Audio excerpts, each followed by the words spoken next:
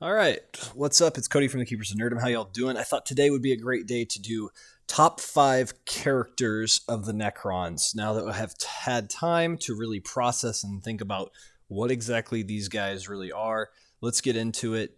We're going to be into an interesting spot because there's a lot of really great ones in here. I think the first one is going to definitely be uh, right here. Orikan the Diviner. I don't know if they're in any order necessarily because I think there's a lot of strengths in all of these. And there was something actually listening to someone else describe these that pointed out Orikan the Diviner is crazy bonkers, even more so than I thought. And we'll get into that here in a moment. So he's one of my top 5. First off, his stats aren't necessarily great. He's only got 4 wounds, and his weapon is just kind of whatever with devastating wounds, 2 attacks though. Minus 3 AP with D3 damage is cool. But it's where he goes in here of Master Chronomancer. While this model's leading unit, models that unit have a 4-up invuln save. So he can give out an invuln save of 50% chance. But then the stars are right. Once per battle, at the start of the fight phase, this model can use this ability. If it does, until the end of the phase, triple the attack and strength characteristics of this model's Staff of Tomorrow, and every successful wound roll made for this model's attack scores a critical wound. So he's going to do devastating wounds out the wazoo, and he's going to get 6 attacks with 12 strength, and he is going to hit and just massacre something. I think he's going to be a really good take for certain groups, such as the Lich Guard, but also he could even go into Necron Warriors as well. But what's interesting is he can go into these 3 things, and you can attach him to something with a Reward or Noble. And I didn't really realize that he is not actually a Noble character. He is a Cryptek and an Epic Hero. So he can go in with another leader that's even stronger than him, but I think he is really good with that 4-up invuln save. Next thing that I think we should talk about is actually 2 characters rolled into one, and there's a reason for this. Vargard Obyron and Nimisor Zandrekh. So reason being, Nimisor Zandrekh, first off, he is a leader with this crazy stuff. His Staff of Light's nothing special at all. It's terrible, all right?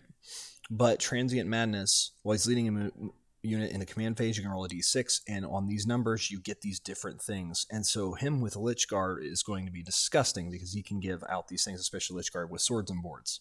And then counter tactics, he can actually make them have to start costing 1 additional CP to use a certain stratagem. He has a 4-up invuln save, and he goes over Immortals, Lich Guard, and Necron Warriors. The reason I include him with Vargard Obyron is this. Warscythe here, so he's got a really quite strong attack as well. But Ghostwalk Mantle, while this model is leading a unit, models in that unit have the fight's first ability. So Lich Guard can actually fight first and do some devastating things. But Vargard's duty, he actually goes into a group with Nimisor Zandrekh. He is not a noble, he's not a Cryptek, he just goes in, and somebody described him as an upgraded Lich Guard, and that's exactly what he is. And then the character models in that unit have a Feel No Pain 4-up. Really, really good. So they kind of go into the same group together. Really, really cool here. Next one that I want to point out. So they're in their own like one unit together because they really are. They go hand in hand. Reward's really good for the cost, but this is a tough one too because. Yeah, I've got to include him as one of the top 5 because the Lokhust Lord wasn't great in the last edition. That I was like, man, I really want to get one or try to find one, and then you find out you can't really find them. You have to like make your own. He goes in Lokhust Destroyers or Lokhust Heavy Destroyers. So the reason he's so good, you can do Lord's Blade or Staff of Light. I would cap him with Staff of Light just to help with the shooting until they get close, but then the Destroyer Cult's where it's really at. While this model's leading a unit, each time a model in that unit makes a ranged attack, a successful unmodified hit roll of 5+ scores a critical hit. Fantastic. And he has a 4-up invuln save, and he has either the Feel No Pain 5-up ability or a Resurrection Orb, which I would probably take the Resurrection Orb just to go around him. And since he's not an epic hero, he can take one of our enhancements as well, so he can make himself really, really durable, or the whole group more durable, like give him stealth and ups to hit, or do the weave thing where he can actually, or the typical coronal where he can share out to other people. This guy is devastatingly good. Lord's just there. Catacomb Command Barge. My jury's still out on that. We'll come back to Overlord because I think he's close to the top. Dang it, I messed up here. We may have to have a top 6 because I forgot about him. Technomancer is bonkers as well. Staff of Light's not that good, but the Rites of Reanimation, while he's leading a unit, models in that unit have a Feel No Pain 5-up. That includes himself. So he doesn't have an Invuln save, but he gets a 5-up and Feel No Pain, but it's also he can go on a Royal Warden or Noble group already, so he can tack on to as well. And then when he's within 3 inches of a Necron's model, he can, at the end of the move phase, give them D3 lost wounds, and that could be inside of your own group. So he could get at least back up a Necron's warrior if he was in a group like that. But he has these other things where he can help Canoptics or have the fly keyword and be lone operative. That's cool too. So Chronomancer is also really pretty stinging awesome, but I don't think he's in the top.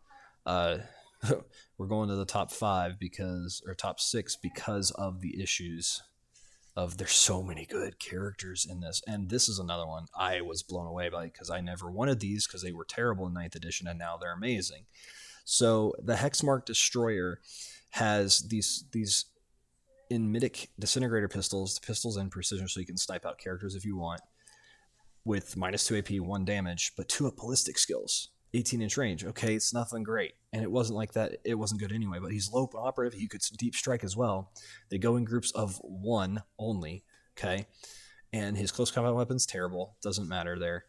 But 5 wounds once per turn. Inescapable death. 1 unit from your army with this ability can be targeted with a fire overwatch stratagem for 0 CP, even if you've already used that stratagem on a different unit this phase. In addition, each time you target this unit with the Fire Overwatch stratagem while resolving that stratagem, hits are scored on unmodified hit rolls of 2+. He is going to make it so frustrating trying to get in for a charge because he's going to make sure that you get hurt for doing it. And then multi-threat eliminator. Each time an enemy unit targets a friendly Necron's unit within 3 inches of this model to range attacks, after that enemy unit has shot, this model can shoot as if it were your shooting phase. So not only can he Overwatch, he can then, after they shoot them again. So you stick with a group and he is going to devastate them and punish them for firing at them as long as he's within range. So our last part of the top 6, if you will, and just getting some highlights here, is right here. It's a bit of a group, but I think this one right here is the one, at least I'm going to try it first, is the Catan Shards, and Transcendent Catan as well. He's got some interesting shenanigans right now, but all of them have gotten in ways stronger and then less points. They don't cap out at 3 damage per phase, but they have Necrodermis, so each time an attack is allocated to this model, have the damage characteristic of the attack. It's crazy. So there's 4 up invuln save again. The Catan Shard of the Nightbringer also has, at the end of the fight phase, roll a d6 for each enemy unit within 6 inches of this model, and a 4 up that enemy unit suffers d3 mortal wounds. He can just do mortal wounds randomly still. I love that he still has this concept thing, and his Gaze of Death's over here, but really this is like Gaze of Death stuff. Crazy cool. And his Scythe of the Nightbringer has devastating wounds. Definitely not as good as it was in the previous, but still it's going to do some damage. And then the Scythe of the Nightbringer down here just doesn't have anything, but it has more attacks than it used to. But it does have Gaze of Death, which is a d3 of attack, so at least 1 attack, maybe 3, 18-inch range. Just look at that damage, right? Minimum damage of 4, max of 9. So these things as characters are just fantastic. I think this one at some point I'd like to have a version of, because one, the model is just beautiful, but yeah. Transcendent Catan, they are now the most expensive, and first you kind of look at him and go, I don't know, but then 6 attacks up here with 12-inch range, and also he can just teleport and just get 9 inches away from him and just devastate somebody. Like, I don't know. And 12 wounds, and you could give him, because he's not an epic hero like the other ones, you can give him an enhancement, so you can make him even tougher with like a Feel No Pain. Whew. There's some crazy shenanigans. So some honorable mentions just that we should be aware of. Chronomancer is really good. He gets each time an attack targets the unit he's part of, subtract 1 from the hit roll, which is cool, and then he can help them move.